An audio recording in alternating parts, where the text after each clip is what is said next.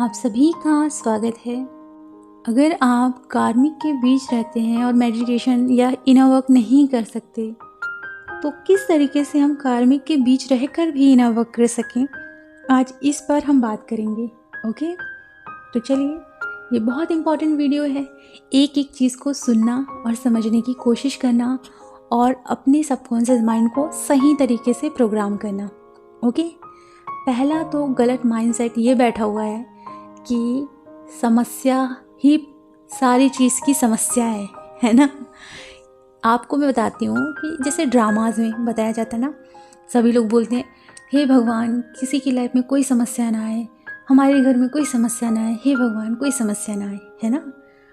तो लोगों ने क्या किया है, लाइफ के चैलेंजेस को समस्या का नाम दे दिया है और वही प्रॉब्लम की जड़ है। आज देखना, बहुत सारे लोग जॉब करते हैं, थक जाते हैं और बोलते हैं कब सारी समस्या ख़त्म होगी और कब हम आराम करेंगे, कब इतना सारा काम है ख़त्म होगा और कब हम छुट्टी लेकर बाहर जाएंगे। वो यही सोचते हैं क्योंकि उन्होंने लाइफ के चैलेंजेस को समस्या का नाम दिया है। और जब आपने एक गलत नाम दिया है तो उसका इफ़ेक्ट गलत ही होगा ना। समस्या का मतलब आप क्या डिकोड करोगे बताओ? हानि, दुनिया की सबसे बुरी चीज़, इसी तरीके से देखोगे ना। तो आपको मैं बताती हूँ, सबसे पहले अपनी डिक्शनरी से समस्या को क्लीन करो। अब चैलेंज लिखो, समस्या डिक्शनरी में लिखना ही नहीं, ये गलत प्रोग्रामिंग है। आपको चैलेंज लिखना है, लाइफ के चैलेंजेस। ओके, और चैलेंजेस में सिचुएशन बहुत ज़्यादा ख़राब हो सकती है, लेकिन आप ख़राब नहीं हो सकते। कहते हैं ना, परिस्थिति चाहे जितनी भी कमज़ोर हो, लेकिन आप कभी कमज़ोर नहीं हो सकते। ओके, क्योंकि आप अपनी इस लाइफ के हीरो हो, है ना। तो इसे समझो। अब थोड़ा और क्लियर करती हूँ। क्या होता है ना कि बहुत सारी फेमिनाइन हैं जो इस जर्नी में आती हैं। हो सकता है कि वो कुछ ऐसे चैनल में चली जाती हैं जो कि उन्हें गाइड करते हैं, तो हो सकता है कुछ सही गाइड करें, कुछ गलत गाइड करें। और गलत गाइड कर रहे हैं तो वो उस चीज़ में फंस कर परेशान हो जाते हैं और डाउन हो जाते हैं, है ना। तो यहाँ आपको साफ साफ मैं बताती हूँ, वहाँ भी आपका उस व्यक्ति के साथ कर्मा है। ओके, तो वो भी अगर आपको कुछ ऐसी चीज़ बता रहा है जिससे कि आप वीक हो रहे हो, तो आपने उसके साथ ऐसा कुछ किया था और इसलिए आप अट्रैक्ट हुए और उधर गए। तो आपका सीधा सीधा काम क्या था, उसके साथ आपको कर्मा क्लियर करना था। तो उस व्यक्ति का आपकी लाइफ में आना और आपका उसकी लाइफ में जाना एक कर्मा क्लिनजिंग का टाइम था। हर एक व्यक्ति अपने टाइम में आता है और जाता है। ओके, तो अगर हम ये सोचेंगे ना कि नहीं नहीं मैं तो सिर्फ अच्छी जगह जाऊंगी, आप बस यही सोचोगे ना, तो देखना आपकी ग्रोथ भी नहीं होगी। प्लस आप ये भी देखना कि आप उस कर्मा को किसी और बर्थ में क्लियर करोगे, क्योंकि कर्मा तो सभी को क्लियर करना है। ओके, अब यहाँ बहुत सारे केस में मैंने ये सुना है कि उस इंसान की वजह से मेरी कुंडली नहीं जाग गई। कभी भी आप ऐसे चैनल को मत सुनना, कभी भी ऐसी चीज़ें नहीं देखना, वरना आपकी कुंडली नहीं जाग जाएगी, ये हो जाएगी, वो हो जाएगी। अभी भी वो लो एनर्जी में है, वो अभी तक नहीं समझ रहे हैं कि उसी इंसान की वजह से आपकी साधना पूरी हो गई। पिछले जन्म में आपने साधना इतना ज़्यादा किया था और हो सकता है उससे भी पहले आपने बहुत ज़्यादा साधनाएं की, लेकिन आपको फल नहीं मिला। लेकिन उस व्यक्ति की वजह से आपकी कुंडली नहीं जाग गई, मतलब आपको उस व्यक्ति के माध्यम से उस साधना का फल मिल गया। कुंडलिनी एनर्जी आप ही की एनर्जी होती है। आपकी लाइफ में डिवाइन उतनी ही एनर्जी देंगे जितनी आपकी बॉडी संभाल सके। ओके, उससे ज़्यादा नहीं देते। लेकिन यहाँ आपको समझना होगा कि आप किसी और को ब्लेम नहीं कर सकते। आप उसको शुक्रिया कहो कि उसके माध्यम से आपका फल आपको मिल गया। आपको कुछ याद नहीं है, आपको आपकी पास्ट लाइफ याद नहीं है, लेकिन उसी इंसान के माध्यम से आपको इतने सालों की साधना का फल प्राप्त हो गया। आप ब्लेम करते हो उस इंसान को, ये नहीं देखते कि उसकी वजह से आपको क्या प्राप्त हुआ। लोग इतने साल मेहनत करते हैं लेकिन उनकी कुंडलिनी नहीं जागती। सच बता रही हूँ, आपने तो कई जन्मों तक मेहनत की तब जाकर साधनाएं पूरी हुई हैं और आपको फल प्राप्त हुआ है, और आप फिर भी ब्लेम करते हो उस इंसान को, वो ऐसा है, वो वैसा है। वो माध्यम था आपकी लाइफ में, समझे? उसने आपकी लाइफ में आकर हेल्प ही की है, गलत नहीं किया है। आपका नज़रिया गलत था, इसलिए आप गलत देखते हो और सोचते हो। ओके, अब थोड़ा और क्लियर करते हैं। हमारी एक कज़न है, 7 साल में उसकी कुंडलिनी जाग गई। अब बताओ, उसे तो इस जर्नी के बारे में पता नहीं, उसने कोई मंत्र चैंटिंग नहीं की, अब फिर भी उसकी कुंडलिनी क्यों जाग गई 7 साल की एज में? ओके, क्योंकि उसने जो साधनाएं की थी उसका रिजल्ट मिलना था। मेरी क्लाइंट भी थी, जया नाम था उनका, उन्होंने भी मुझे बताया कि उनकी कुंडलिनी आई थिंक 8-9 साल में ही जाग गई थी। तो उन्होंने भी साधनाएं की थी और इसलिए उनकी कुंडलिनी जाग गई। उन्होंने कोई मंत्र चैंटिंग नहीं की, उन्होंने कुछ भी नहीं किया, लेकिन कुंडलिनी जाग गई बचपन में ही। तो समझो इसे कि कोई भी इंसान गलत नहीं है, आपका नज़रिया गलत है, इसलिए आप ब्लेम कर रहे हो उसे। ओके, अगर आपकी लाइफ में उसके साथ कर्मा है तो आप जाओगे, कर्मा क्लीन करोगे, वहाँ से कुछ सीखोगे और आओगे। लेकिन अगर वहाँ से आप कुछ सीख कर नहीं आ रहे हो तो प्रॉब्लम कहाँ है? आपके अंदर है। ओके, तो आपको देखना है कि मेरे अंदर कौन सी चीज़ है जो कि मैं सीख नहीं पा रही हूँ। ओके, तो हर इंसान के साथ आपका कार्मिक बॉन्ड रहता है। अब मेरी एक और क्लाइंट थी जिनके साथ बहुत ज़्यादा कर्मा जुड़ा हुआ था, कार्मिक कर्मा, और जितने लोग थे सब उनकी फैमिली में आ गए। हाँ जी, ताकि वो एक साथ सभी के साथ कर्मा क्लीन करे। उन्होंने चूज़ किया था, आपने भी चूज़ किया है। जन्म लेने से पहले आपको फ्री विल रहती है कि आपको क्या चाहिए। कहा जाता है ना, आपके हाथ में है, फ्री विल है कि आप डीएम को क्लेम करो या ना करो। ये जब आपको कहा जाता है ना, वैसे ही जब आप बॉडी में जन्म लेते हो तो आपके हाथों में भी फ्री विल होता है कि आप कर्मा इस जन्म में क्लियर करोगे या किसी और जन्म में। तो मेरी जो क्लाइंट है उन्होंने चूज़ किया था कि मैं सारे कर्मा इसी बर्थ में क्लीन करूँगी। तो जितने भी कार्मिक थे वो उनकी फैमिली में आ गए। ओके, और उनके साथ उनको एक एक करके कर्मा क्लीन करना था। उन्होंने चूज़ किया था कि सबके साथ वो एक साथ ही कर्मा क्लीन करेंगे। वैसे ही आप अपने लाइफ में खुद चूज़ करते हो कि आपको कर्मा क्लीन करना है इन सभी के साथ, और इसलिए वो कार्मिक आपकी लाइफ में आते हैं। ओके, अगर आपको कहा जाए कि आप लोगों से बदतमीज़ी करो, क्या आप करोगे? नहीं करोगे, वो भी नहीं करना चाहते, बट आपने उनके साथ जो किया है वो कर्मा आपको फेस तो करना पड़ेगा ना। आप भी सीखो ना कि किसी को बुरा बोलना कैसा लगता है, किसी के साथ बुरा करना कैसा फील होता है, आपको भी सीखना पड़ेगा ना। अब यहाँ क्या करना है कि कार्मिक के साथ रहकर इनर वर्क कैसे करें? जैसे जैसे आप अपनी वाइब्रेशन चेंज करोगे आपके कार्मिक सोलमेट बनने लगेंगे। हाँ, और उससे पहले आपको करना क्या है ये मैं बताती हूँ। सबसे पहले आपको क्या करना है, डिवाइन को प्रे करना है और सरेंडर टू मेडिटेशन करना है, और डिवाइन को बोलना है कि मेरी मेडिटेशन में, मेरे इनर वर्क में मेरी हेल्प करें, डिवाइन मेरे साथ रहें। आप चाहे कृष्णा जी या शिव जी या साईं बाबा, जिनको भी फ्रेंड बनाना चाहते हो बेस्ट फ्रेंड बनाओ। सबसे पहले बेस्ट फ्रेंड, मैं ये नहीं कह रही कि पूजा करने के लिए बनाओ, बेस्ट फ्रेंड जैसे कि आप एक ह्यूमन को बनाते हो, सेम वैसे ही अपने डिवाइन को बेस्ट फ्रेंड बनाओ। वो आपको हर पग हर क्षण गाइड करेंगे। ओके, इसलिए मैं बोल रही हूँ क्योंकि आप इंडिपेंडेंट बनो, डिपेंडेंसी मोड में मत जाओ, है ना, कि आप डिपेंड हो कि नहीं मुझे ये गाइड करें वो गाइड करें। नहीं, इस जर्नी में मैंने जो सीखा है वो मैं बता रही हूँ। मेरे खुद के डिवाइन कहते हैं कि बेटा ये आपका रास्ता है, आपको खुद अकेले तय करना है। आपको मैं गाइडेंस देने के लिए हर प्रकार से कोशिश करूँगा, लेकिन ये रास्ता आपका है, आपको अकेले तय करना है। ओके, तो हेल्प के लिए तो हम सब हैं, हम एक माध्यम हैं, हम हेल्प करेंगे, लेकिन हम नहीं चाहते कि आप हम पे डिपेंड हो जाओ और वीक बन जाओ। ओके, हर छोटी छोटी चीज़ में अगर आप हम लोगों पे डिपेंड रहोगे तो आप कैसे अपना रास्ता तय करोगे? आपको एक स्ट्रॉन्ग पर्सन बनना है। फौजी ऐसे तैयार नहीं होते, हर एक फौजी का एक मेन रोल होता है, वैसे ही आपका मेन रोल है। ओके, तो हम हमेशा साथ में रहेंगे, माध्यम बनकर हेल्प करेंगे आपकी, लेकिन आपको इंडिपेंडेंट बनना है, डिवाइन से डायरेक्ट गाइडेंस लेनी है आपको। ओके, और इसलिए मैंने अपने वीडियो में बताया था कि चंदन का टीका अपने माथे पे लगाना, इससे आपकी थर्ड आई एक्टिव बहुत जल्दी भी होती है और गाइडेंस भी आपको मिलती है, आप अपनी इंट्यूशन पावर को पकड़ पाते हो। ओके, ये मेरा पर्सनल एक्सपीरियंस है, इसलिए धीरे धीरे मैं शेयर कर रही हूँ।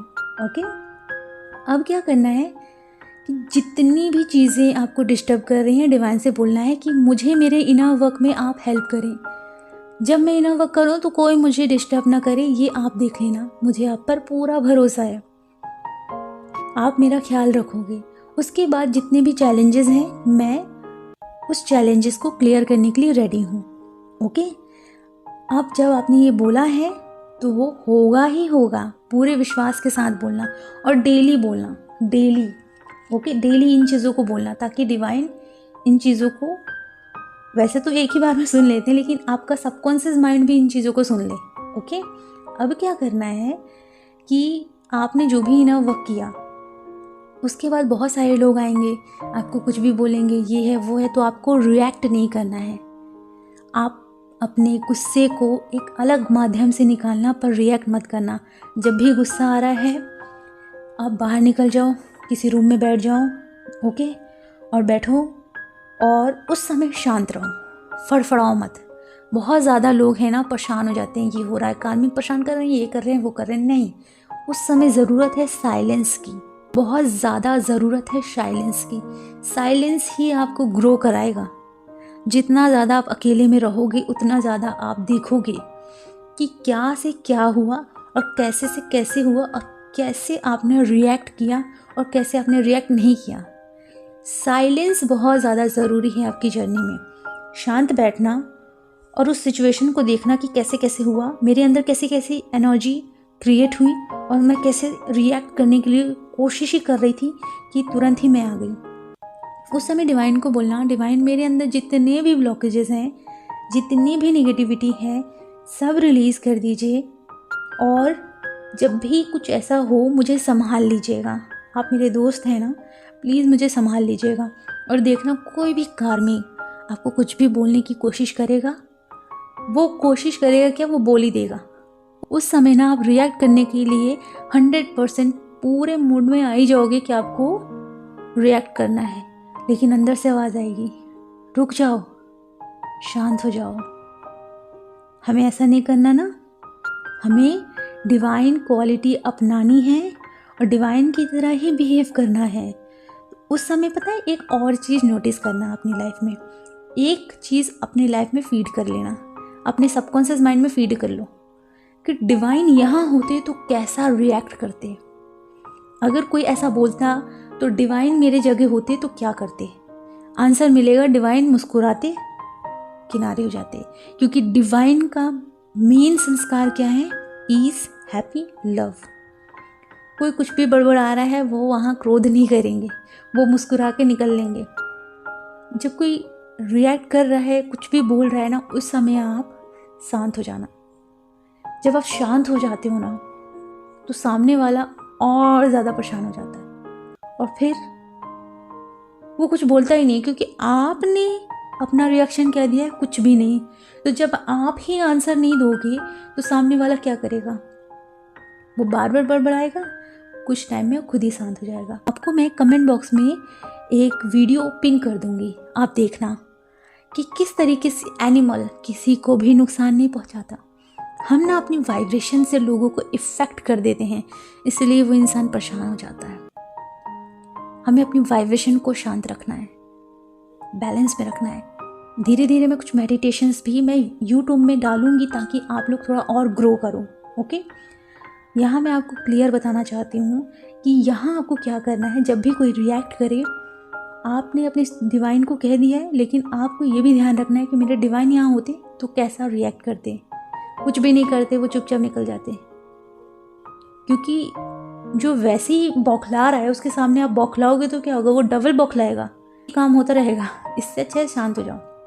और साइलेंस बहुत इंपॉर्टेंट है। जैसे आप शांत होते हो, आप अपनी एनर्जी सेव करते हो, तो आप रिएक्ट करके एनर्जी वेस्ट मत करो। शांत रह के एनर्जी को सेव रखो ताकि आप उस एनर्जी को इनर वर्क में लगाओ, क्योंकि इस जर्नी में आपके लिए एनर्जी बहुत ज़्यादा इम्पॉर्टेंट है। आपकी खुद की एनर्जी आपकी ग्रोथ के लिए इम्पॉर्टेंट है। ओके, अब क्या करना है कि जो लोगों को कहना है कहने दो। ओके, वो आपको जज कर रहे हैं, जो कर रहे हैं कहने दो, बट आप कुछ टाइम में आप बैठना और आप देखना कि किस चीज़ से आपको ट्रिगर हुआ। जज कर रहे थे इसलिए ट्रिगर हुआ, अब लिखना। बुरा बोल रहे थे इसलिए ट्रिगर हुआ, ये लिखना। अब मिरर एक्सरसाइज करना कि मैं खुद को कहाँ कहाँ बुरा बोलती हूँ और कब कब मैंने बुरा बोला है, और वहाँ जाना है, खुद को प्यार देना है और बताना है कि आप लव डिज़र्व करती हो। आपका प्यार आपके लिए सफिशेंट है, आपके डिवाइन का प्यार सफिशेंट है। आपको दुनिया मिरर करेगी। आप खुद को प्यार करोगे तभी आपको सब प्यार करेंगे। इनर में जाके, इनर चाइल्ड में, या जहाँ आपको ये दुख मिला वहाँ जाके हील करना है। ओके, मिरर एक्सरसाइज अगर नहीं आती तो कोशिश करें सीखने की। चैनल में वैसे ही यूट्यूब में मिलेंगे आपको। अगर फिर भी नहीं आ रहा है तो आप मुझसे पर्सनल सेशन ले सकते हैं। ओके, अब यहाँ क्या करना है कि कुछ मेडिटेशंस होते हैं वो फॉलो करनी है, जो कि हमारी जर्नी में बहुत ज़रूरी होती हैं। एंसेस्टर हीलिंग, घर में बहुत ज़्यादा फाइट होती है या फाइनेंशियली प्रॉब्लम है, एंसेस्टर हीलिंग करो। ओके, उसके बाद एंसेस्टर टाइमलाइन को चेंज करो। क्या करना है, अपने डीएनए पैटर्न को चेंज करना है, डीएनए हीलिंग करनी है, रिपेयरिंग करनी है। आपको इनर डीएम डीएफ बैलेंसिंग करनी है, 3D में भी काम करना है, 5D में भी काम करना है। ओके, ने ऑरा की क्लिनजिंग करनी है, ऑरा को प्रोटेक्ट करना है और बहुत अच्छे से मंत्रों का प्रोटेक्शन लेना है, क्योंकि हमारे जो मंत्र होते हैं देवियों के वो बहुत पावरफुल होते हैं। ओके, तो जब आपको ज्ञान हो माता रानी का तभी आप उनके प्रोटेक्शन लेना। अदरवाइज़ मैं कंपलसरी सबको एक सही मंत्र सजेस्ट कर देती हूँ कि आप इनका लीजिए, और सही में वर्क करता है यार। ओके, अब यहाँ अगर आप पूजा पाठ करते हो तो आप कोशिश करना आप घंटियों का इस्तेमाल करो। घंटियों का इस्तेमाल क्यों करना है ये भी मैं बताती हूँ। घंटियों का इस्तेमाल करने से क्या होता है, आप अपने ऑरा को क्लीन करते हो, वो भी करना है। ओके, और ऑरा क्लिनजिंग के लिए नमक वाले पानी से भी स्नान करते हैं। ओके, आप उसमें और भी कुछ ऐड करना चाहो, चाहे नीम के पत्ते, वो भी यूज़ कर सकते हो, और भी मैं डिटेल में बता दूँगी किसी और वीडियो में।